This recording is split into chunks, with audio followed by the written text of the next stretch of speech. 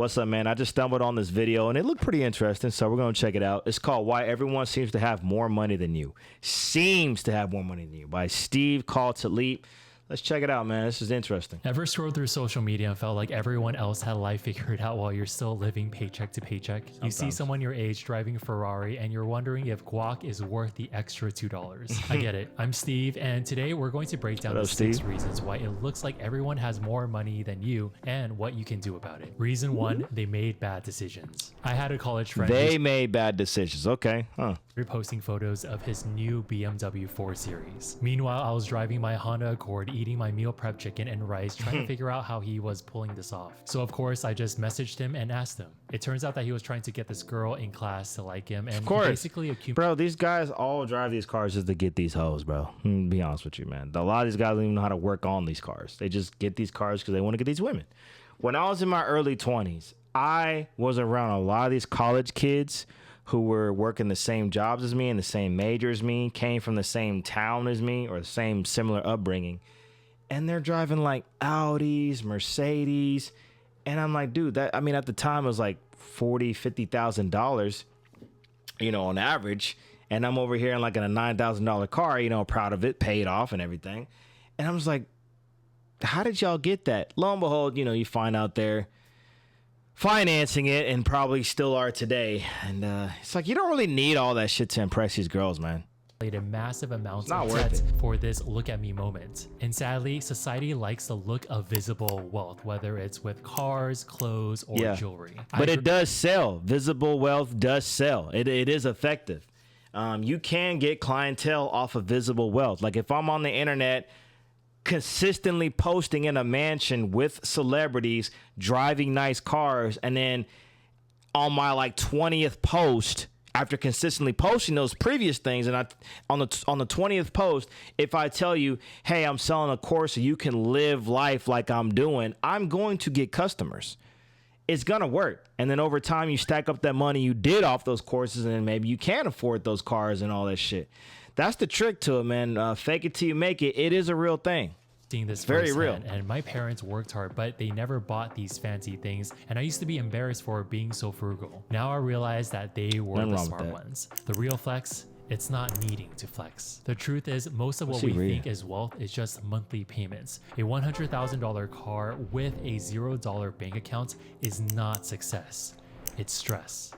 A Motley Fool article from last month highlighted that the average American household is sitting around $6,800 in credit card debt. Meanwhile, the real millionaires, they avoid consumer debt like the plague. You know, I used to think that being rich meant designer clothes and sports cars. Then I read The Psychology of Money, and I realized that real wealth is like the shy kid in the party, not the one raving in the middle of the dance floor. The quiet millionaires are... I mean, I get that, but it's like, come on, man. Everybody wants to drive a Lambo or at least a nice car. Nobody wants to drive a hoopty for their whole entire lives. At one point, they want to get a nicer car, which you can do that. You know, again, you don't need it, but everybody would like that experience. I would just say, if you know you can't afford it, don't do it. And if you really want to get it, just figure out a way to make some more money. Driving their Toyotas and Hondas, eating their meal prep food at work, and maxing out their Roth IRAs, while everyone else is posting their luxury cars and crazy vacations for strangers to see online. If you want to get out of this rat race and start your investing journey, check out my Beginner's Investing Masterclass. This is perfect for people who have adopted a frugal lifestyle and now want to learn how to grow their money and finally let it work for them. I'll leave the link down below. Reason 2, you don't know where you're going. For a lot of us, we don't know what our future self is going to look like. More than 12 years ago, I was completely focused on my 9-to-5 teaching job. I thought that financial success had a fixed formula where I basically had to work hard, get promoted, and eventually the paycheck would grow. Yeah, that's pretty much that whole what you just said there. That's all about to be done. Everybody's getting sick of that. The 9-to-5 shit. The Gen Z, I guess is it Gen Z, Gen Alpha, whatever. They're waking up. And they're like, look, we have all these predictive modeling tools, these videos of plenty of testimonies and whatnot telling you that, hey, 9 to 5, you start working when you're 18, you work for like 50 years, and then you're like 60. Some people start their job when they're 20s or 30s. Now you're 67 years old, back hurting, and you can finally go skydiving. Sucks, right? For a lot of us, we don't know what our future self is going to look like. More than 12 years ago, I was completely focused on my 9-to-5 teaching job. I thought that financial success had a fixed formula where I basically had to work hard, get promoted, and eventually the paycheck would grow. And that's pretty much what I did with teaching, and I was confident it was the way forward. So my parents are Taiwanese immigrants, and they basically worked whatever jobs they could to make ends meet. So when it came to career advice, they basically told me to study hard and I could get a pretty nice job with it. Study hard and get to know the right people. They have all the money. Of course, like for instance, if I went to like Harvard or Yale, of course I'm gonna try to make good grades, duh. But I'm not just gonna party with some regular ass motherfuckers. I'm trying to party with Barack Obama's daughter, with Bill Gates' kids, with all the rich kids. I'm trying to be with the rich motherfuckers, like the motherfuckers that's running shit. Because when you try to get a job out of college, the first thing these people do, even when I'm trying to hire people, the first thing they do is they pick up their phone and they call who they know. They don't go to LinkedIn and all this bullshit, bro. Anybody can get a job. If you are the boss, you can hire anybody regardless of all these regulations. They can just make shit up, make titles up. They do it all the time in corporate. To make my parents proud, so I did just that. I got my teaching degree and became a middle school teacher. However, a couple months into teaching, I realized that I was getting pretty burnt out and the paychecks I was getting were very little. And then I asked myself a pretty hard question. Is this something that I see myself doing for the next 40 years? But think about this. He's a teacher and he's teaching right now. He's teaching right now. I'm learning from this video. I'm reviewing it, but I'm also learning from this video. So what does that tell y'all? For people that want to be teachers and you think, oh, I'm going to be a teacher and I can't make a lot of money. You could just get on the internet and teach the world. This guy is making he has very good content. Obviously has a lot of subscribers. And this video is very easy to understand. Like, I'm learning from this video. And of course, the answer was no. I recognized early on that I wasn't truly happy with my life. And this is when I said to myself that I needed to do something about it. Otherwise, I would be like many people around me who just live the same repetitive days over and over again and retire with barely enough. I didn't want to have these financial shackles and wanted to somehow achieve financial freedom. It isn't easy to see the future until some sort of light bulb lights up in your head. My turning point came when I started up my tutoring business again. I started aggressively investing and I realized I needed my own goals to become wealthy. But you know, everyone's future is different. So I always say, write down your goals and what financial freedom means to you. He just taught me something and it was like a reminder, but I'm going to do that today, actually. I want to be rich too, man. Look like a lot of different things, like maybe a mortgage-free home, early retirement, or a specific annual income value. Whatever it is, it's your definition, not the definition of your friends or family members. Reason 3, people like to flex. We all love capturing those standout moments, whether it's a vacation or a fancy dinner. How many girls do y'all know? Now, this is a podcast for mainly entertainers and stuff like that, but we talk about off the wall stuff. But for y'all that are in the nightlife, how many of these fucking people do you know that go on vacations all the time, but they are always asking you for like $20, $30? That feels different from the day to day. Seriously. But you don't see many people posting a selfie while brushing their teeth or driving to the grocery store. That's because when we finally get to go on that big vacation or finally splurge on something, we take out our phones and start taking photos. And then suddenly, poof, we're all professional photographers looking for the best angle and lighting. And because it's human nature, we want to share those moments with friends and put them online. And before you know it, your feed is basically this collection of highlight reels where everyone is showing off. I barely share shit on the internet, bro. Now, there's nothing wrong with showing off a little bit, but that's why it can feel like everyone out there is just spending a whole bunch of money and living their best life. And the thing is, they're really not. I know a lot of people that they're using company money to do all this stuff. You know, some people, they work marketing jobs and, you know, sometimes their marketing jobs treat them out if they make good sales. And I know a lot of women that get flued out to get banged out and they do all this shit for real. Talk about how they have to pay off that stuff over months or even years. And for me, there was a lot of stuff that I didn't share, like building my own business on nights and weekends while everyone else around me was just going out. Next time you're scrolling through social media and you see those perfect vacation photos, it's okay to feel a little jealous. Just remember that no one's really showing off their bad days, the behind the scenes work that it takes to get to those moments. Listen, you don't want to measure your financial progress based on other people's social media posts because most of it isn't the full picture. Reason number 4, focusing on visible wealth. Now, I've been saying this for many years, but wealth isn't about showing off. It's about quietly investing for your future. If you've been focusing on the long game, most of your spending will be invisible. And I know you're not going to be showing off. Yeah, I agree with that. Yeah. To me, I think if you have a legit family, like biological mom and dad, kids, everybody's set. You don't have to be rich driving Lamborghinis, but over here where I live, there's like these gigantic houses, and there aren't any Mercedes over here. There's a couple people that got a Mercedes or a Range Rover, but 90% of the people over here are driving Toyotas and GMCs and Hyundais, and they have extremely nice houses, maids and all that shit. And every house over here has at least 3 kids. And it makes me think, like, that's wealth to me. Their wealth is within their home, not just showing it out to the world. Now, like, again, there are a couple people over here that are rich, but most people over here that really have these big houses and shit, they're not trying to show it off like that, man. Emergency fund or your that's Roth real IRA wealth to me. in It's front of your family. friends. It gets tough sometimes. You're Generational out there hearing wealth. people talk about their new phones and watches, and you're over here thinking, "Oh, I just bought this share of an S&P 500 ETF that's going to help me retire early." It's all about the quiet work and discipline, but the rewards are worth it. I had the same experience too, where everyone was upgrading their wardrobes and kind of showing off their new outfits. I remember getting comments like, "Steve, you should buy that expensive new jacket." Instead, I was buying clothes from thrift stores and Target, so this way I could put more money into my investments. And really, those small sacrifices paid off big. Meanwhile, that friend of mine was driving his BMW 4 Series, and as for me, I was still driving my Honda Accord and quietly what is up with y'all with these BMW? Like again, going back in the day, man, like, when I was in my early 20s, all these guys had these Mustangs, BMWs, Audis. What's the other one? Mercedes, BMW. No, I'm getting them mixed up. Audi, BMW. They have all these luxury cars. And I just didn't understand it. It's like, y'all are doing this constantly. Oh, and another thing they would do?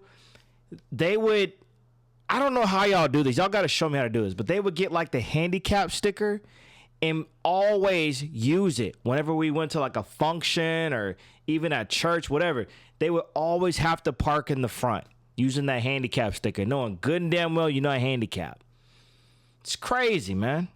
They just want to flex all the time. Into my retirement accounts. And yeah, I kept wearing my old clothes and used my 3-year-old phone while everyone else was telling me that it was time for an upgrade. But you know what? I stuck to the plan. And fast forward to today, all that invisible spending gave me the freedom to launch my own business right now. And now those same friends are asking me for advice on how they can get ahead. And as for that friend who had that BMW, he's still paying it off, and he started asking me for dating advice. A key lesson I took away from the book. So now he's doing dating advice. Okay. See what I'm saying? They're still paying off these fucking cars, man. Bro, an oil change is ridiculous on a Mercedes. It's cheaper than a BMW if you know the right people, but still, if you really can't afford to buy that car comfortably, meaning if you can't pay that shit off in like 5 years, you should not have that car. I would even say like 3 years. If you can't pay off a car in like 2 or 3 years, maybe 4 years, you should not buy that vehicle. Get you a Humpty, not a Humpty, but get you like something that's affordable, bro. Even if it looks like girly, whatever, you just need a car to get to work, bro. As soon as you step out the car, it's you. Ain't nobody like tracking you down because of your car, dude. Wealth isn't about what you can buy. It's about what your money can earn. It's the quiet power of saving and investing that gives you freedom, not flashy cars or the latest gadgets. And I know that's the kind of wealth that you can't really flex at a party, but it's the kind that truly matters. What most people show off isn't wealth. It's just spending disguised as success. The next time you're tempted to splurge because everyone else around you is doing the same thing, remember this. True wealth is often quiet. Your investments may not be Insta-worthy, but they will pay off big time later Is on. he in Reason Thailand? number 5, focus on the fundamentals. Back in 2021, I remember everyone was hyped up with Dogecoin, NFTs, GameStop. I'm not gonna lie, this Dogecoin shit, it was something that people should have hopped on. I know some people that actually did make a lot of money on this shit. like big, I'm not gonna say no numbers, but let's say some big money where they came to some of my gigs and were literally just pulling up and paid off Range Rovers and shit because they did this thing where they took a risk, which life you should take risk. I mean, we were all young, right? They took like these enormous loans out from like multiple companies and banks and shit, and they just threw it all in the fucking Dogecoin. And some of these guys, shoot, man, I know one guy, he walked away with damn near $1 million off the shit. And I was like, wow, that's fucking crazy. I mean, look, it's a big ass risk. If it didn't work out, I mean, he would probably be working like 4 or 5 jobs and shit. But the payoff was all over TikTok, Reddit, YouTube. He took a risk. And there were so many stories of people turning $100 into a fortune overnight. And yeah, I'll admit, even though I didn't invest in any of these things, I was still very interested and constantly reading about it each week. But here's the thing: when people see these get-rich-quick stories, they think maybe I can do it. Maybe this is doable for me too. And this is what a lot of experts call survivorship bias. It's what excuse me, y'all. Sorry about that. Focus on the winners and completely ignore the people who lost it all. You see the guy driving a Lamborghini because he made it big with GameStop, but you don't hear about the thousands of people who lost everything trying to do the same thing. But here's the thing: we don't need to hear about that. Like, we already know it's a risk. I agree with.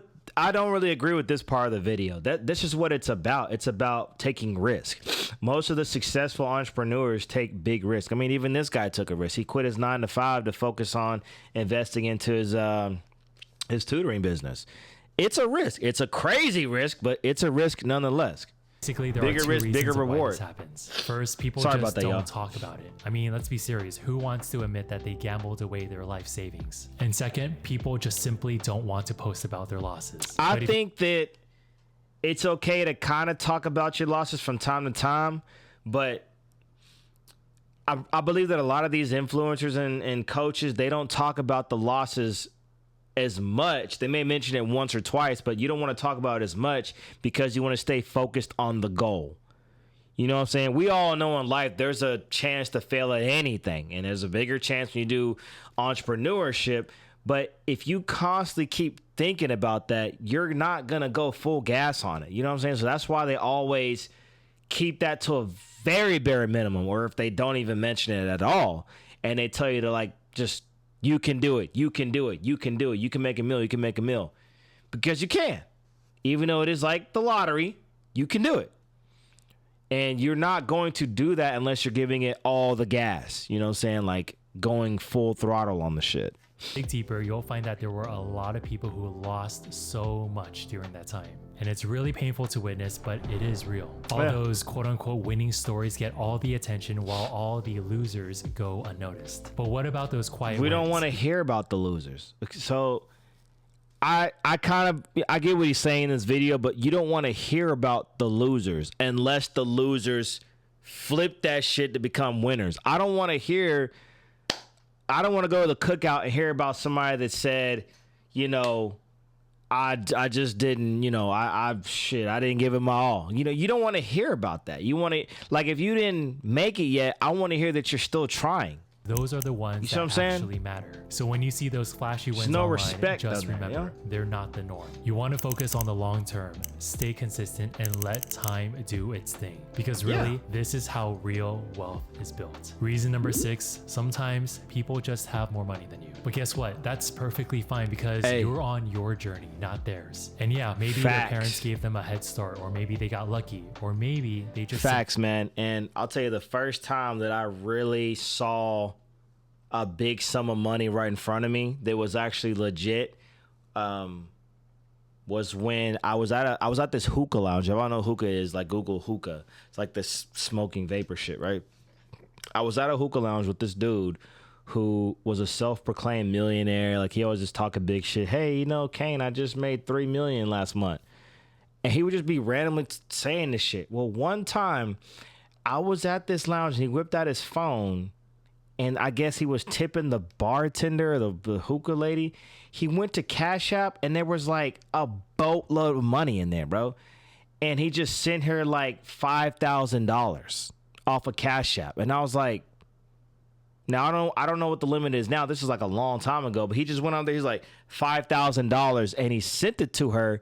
And as she's walking back, I see her pull out her phone, and the girl damn near like dropped her phone.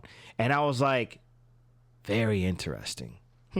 Interesting. Worked hard. So yeah, there's people out here that really do got guap like that, man. Everyone's journey is different, and too often we waste energy feeling frustrated when we see someone else doing better. I wasn't born into money. My parents are Taiwanese immigrants, and they lived super frugally when they first came to the States, where they were relying on food stamps, hand-me-down clothes, and home-cooked Taiwanese look at him. food. Later, Cute when I went baby. to college, that's when the wealth disparity was real. But here's the thing. Their journey was not mine to compare. I remember that there were a lot of kids But his parents did a good job raising him because he found his way. That's a blessing, man. He's very blessed. Luxury Steve, cars you're very showing blessed, bro. off their designer Good video clothes. also. And I even remember this one kid that would show off his wad of cash that was tied up with this rubber band. Having started from the very bottom myself, I can tell you that all the frustration with comparing myself to others only held me back. What changed everything for me was me reframing the type of questions that I asked. So instead of asking questions like, how do wealthy people have more money than me? Or how is this fair? I started asking questions like, how did they do it? How can I learn from them? Asking the right questions like, how did they do it, is what helped me focus on the process. I learned from their habits and actions, and now I'm using what I learned to build my own success. And if you finally want to do what all wealthy people do, feel free to check out my beginner's investing masterclass, so this way you can get started with investing. I hope this video helps, and I'll see you all in the next video. Bro, he talked about being a teacher. You just taught me. This is amazing. This is a great channel. I don't even know how I stumbled on this, man, but I like this channel. Steve, you deserve, what is this? Trump? Over the past few, what is going on? Smarter. Okay, anyway, yeah, man. He has another video, 12 habits that made me rich. So he is rich. Okay. We're going to check him out, bro. I like his page. So yeah, man, like and subscribe to Steve, man. Awesome page, awesome advice, bro. I like this. Yes.